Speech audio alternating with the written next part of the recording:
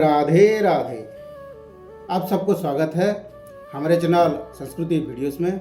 पिछली वीडियोस में हम लोगों ने सुना था श्रीमद् भगवत महापुराण प्रथम स्कंद के त्रयोदश अध्याय पर्यंत। अब सुनेंगे चतुर्दश अध्याय। अब शगुन देखकर महाराज युधिष्ठिर का शंका करना और अर्जुन का द्वारिका से लौटना। सूत जी कहते हैं, स्वजनों से मिलने और पुण्य श्लोक भगवान श्री कृष्ण अब क्या करना चाहते हैं, यह जानने के लिए अर्जुन द्वारिका गए हुए थे। कई महीने बीत जाने पर भी अर्जुन वहां से लौटकर नहीं आए। धर्मराज युधिष्ठिर को बड़ा भयंकर अपशकुन दिखने लगे। उन्होंने देखा काल की गति बड़ी विकट हो गई है। जिस समय जो शत्रु होनी चाहिए उसी समय नहीं होती है। उनकी क्रियाएं भी उल्टी ही होती है। लोग बड़े क्रोधी, लोभी और असत्यपरायण हो गए हैं। अपने जीवन निर्वाह के लिए लोग पापपूर्ण व्यापार करने लगे हैं। सारा व्यवहार कपट से भरा हुआ होता है।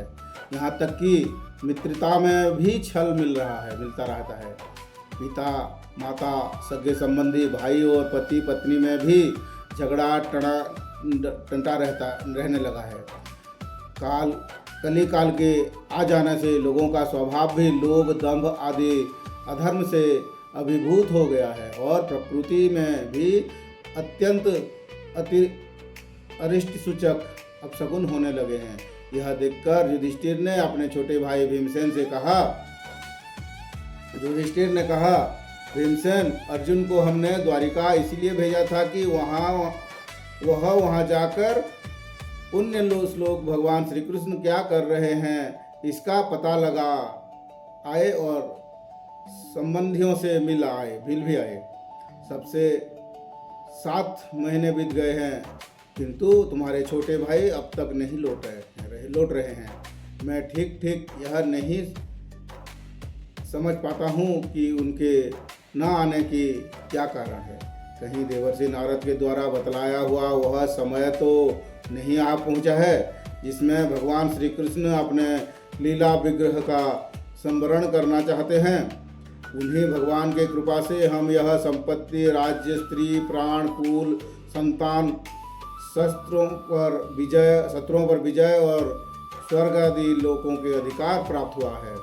भीमसेन, तुम तो मनुष्यों में व्याघ्र के समान बलवान हो ही देखते हो सही।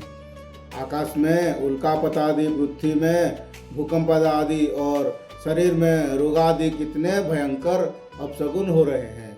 इसमें इस बात की सूचना मिलती है कि शीघ्र ही हमारे बुद्धि को मोह में डालने वाला कोई उत्पात होने वाला है।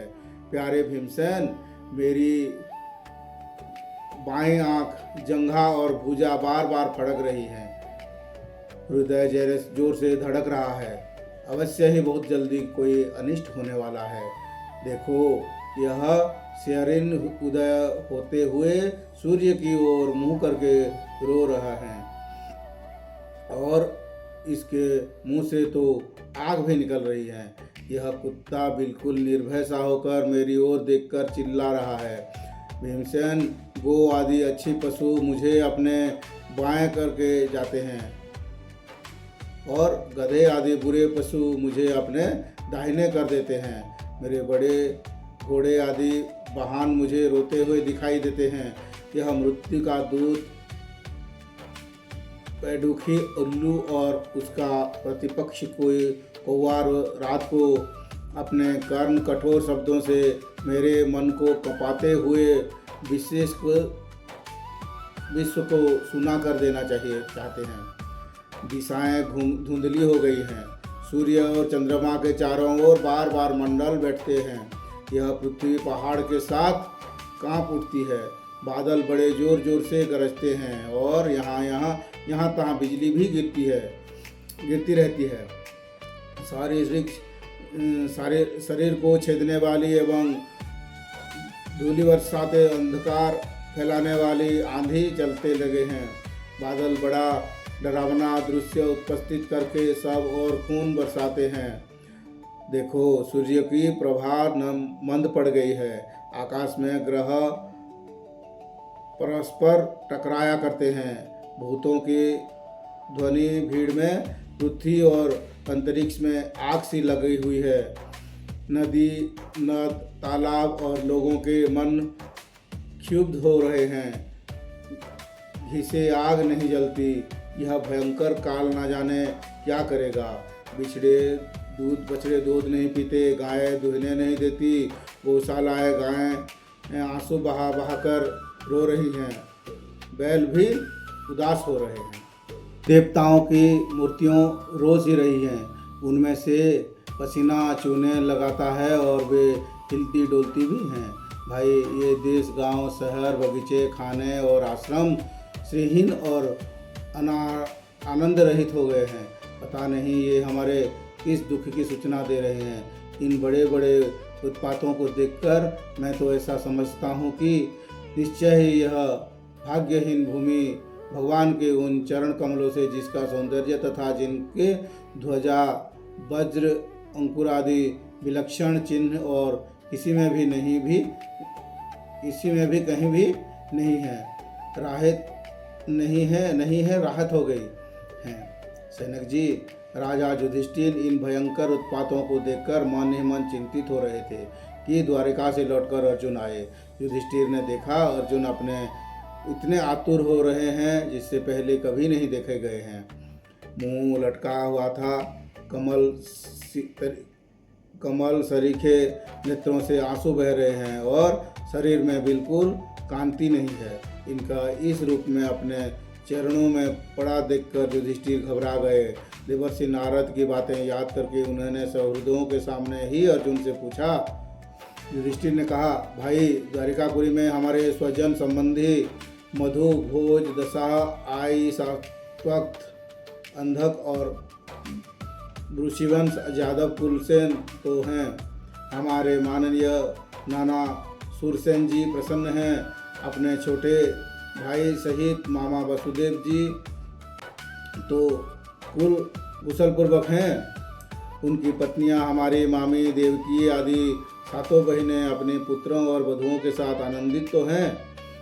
जिनका पुत्र कंस बड़ा ही दुष्ट था, वे राजा उग्रसेन अपने छोटे भाई देवक के साथ जीवित तो हैं।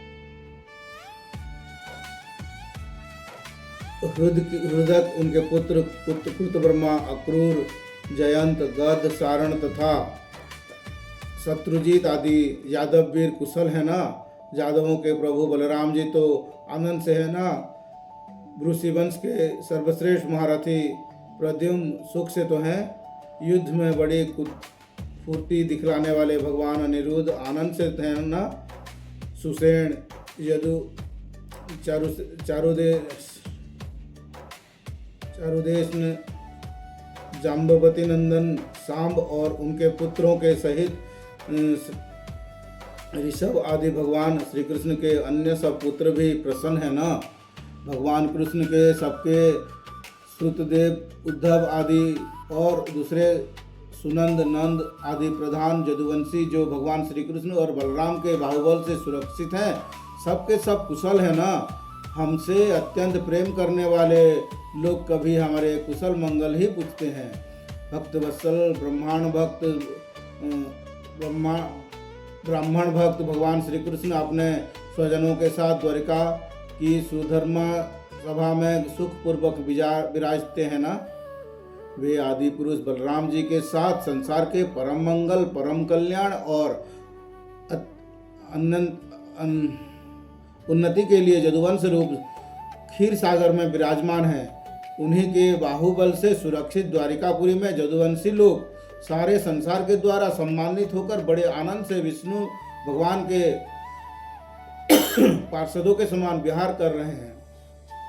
सत्यभामा आदि 16,000 रानियां प्रधान रूप से उनके चरण कमलों की सेवा में ही रत रहकर उनके द्वारा युद्ध में इंद्रादि देवताओं को भी हराकर इंद्राणी के भाग्य योग तथा उन्हीं के अभिष्ट पारिजात आदि वस्तुओं को उपभोग करते हैं। यदुवंशी वीर श्री कृष्ण के बाहुदंड के प्रभाव से सुरक्षित रहकर निर्भय रहते हैं और बलपूर्वक लाई हुई बड़े बड़े देवताओं के बैठने योग्य सुधर्मा सभा को अपने चरणों से आक्रांत करते हैं। भाई अर्जुन, यह भी बताओ कि तुम स्वयं तो कुशल से हो ना। मुझे तुम श्रीहीन तो दिख रहे हो और वहाँ बहुत दिन तक रहे, कहीं तुम्हारे सम्मान में तो अपमान तो नहीं कर दिया?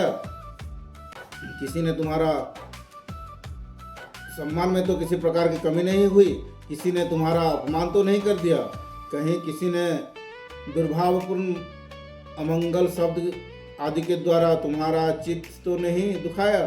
अथवा किसी आशा से तुम्हारे पास आए हुए याचकों की उनकी मांग हुई वस्तु अथवा अपनी ओर से देने की प्रतिज्ञा करके भी तुम नहीं दे सके? तुम सदा शरणार्थियों के रक्षा करते आए हो। कभी किसी भी ब्राह्मण बालक, गो, बूढ़े, रोगी, अबला अथवा अन्य किसी प्राणी का जो तुम्हारी शरण में आया हो तुमने त्याग तो नहीं कर दिया? कहीं तुमने अगम्य स्त्री से समागम तो नहीं किया?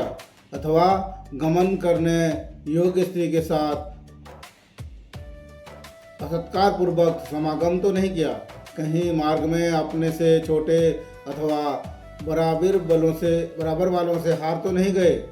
अथवा भोजन करने योग्य बालक और बूढ़ों को छोड़कर तुमने अकेले ही तो भोजन नहीं कर लिया? मेरा विश्वास है कि तुम ऐसा कोई भी निंदित कर्म तो नहीं किया होगा जो तुम्हारे योग्य ना हो। हाँ, हो ना हो अपने परम प्रियतम अभिन्न हृदय परम सुहृद भगवान श्री कृष्ण से तुम रहित हो गए हो। इसी से आपने शून्य नाम मान रहे हो। इसके सिवा दूसरा कोई कारण नहीं हो सकता है जिससे तुमको इतनी मानसिक पीड़ा हो। इति श्रीमद्भगवते महापुराणे परमहंस्यं साहित्यां प्रथम स्कंदे युधिष्ठिर वितुक नाम 14th अध्याय।